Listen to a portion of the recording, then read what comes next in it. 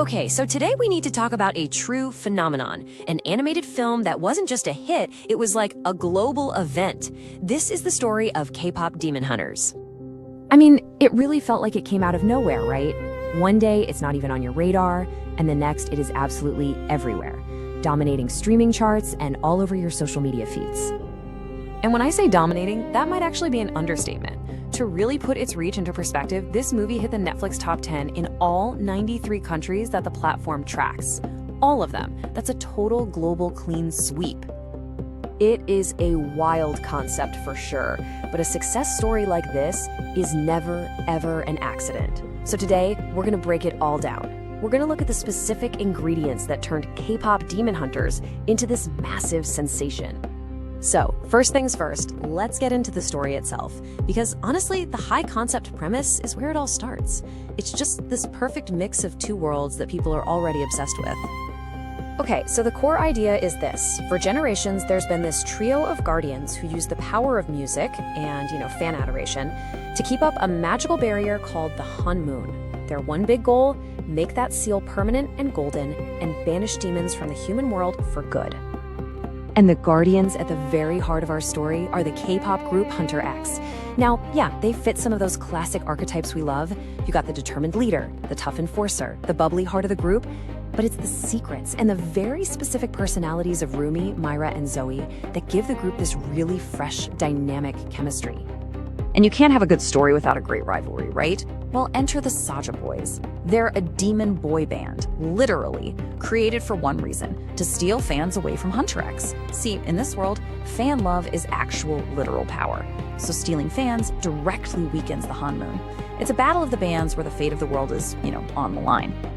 And this is where the story gets its brilliant emotional hook.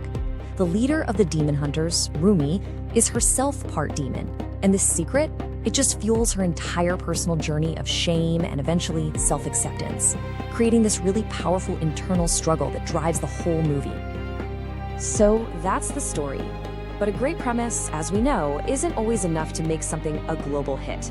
So now, let's really analyze the key ingredients that let this film connect so deeply with so many people all over the world. The first big piece of the puzzle is its absolutely stunning audiovisual production. I mean, this movie isn't just something you watch, it's something you really experience. The animation is a huge part of its identity. It definitely borrows that innovative, super stylized 2D meets 3D look from the Spider-Verse films, but it gives it this unique Korean spin by drawing from webtoons and manhwa. So what you get are these incredibly sharp, dynamic poses. It's almost like comic book panels just spring to life. And it's all mixed with these clever manga-style visual jokes. They even work in the high-energy lighting of a real K-pop concert right into the action scenes. It creates a look that is just totally its own. And this unique approach, well, it did not go unnoticed.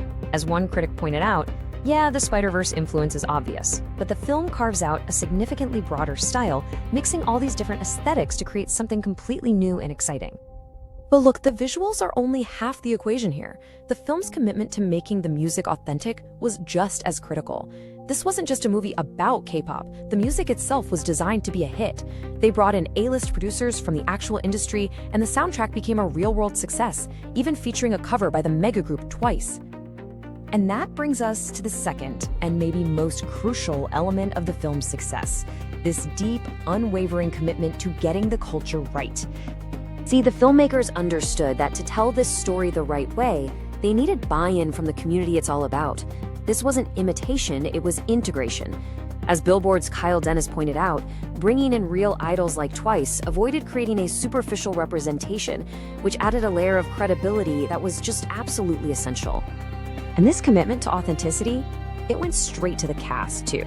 It's this perfect blend of talent, pairing experienced actors like the amazing Arden Show with actual members of Twice, one of the biggest K-pop groups on the planet. This mix doesn't just give you strong performances, it gives the whole project an undeniable layer of cultural legitimacy that you can really feel. So, you put it all together.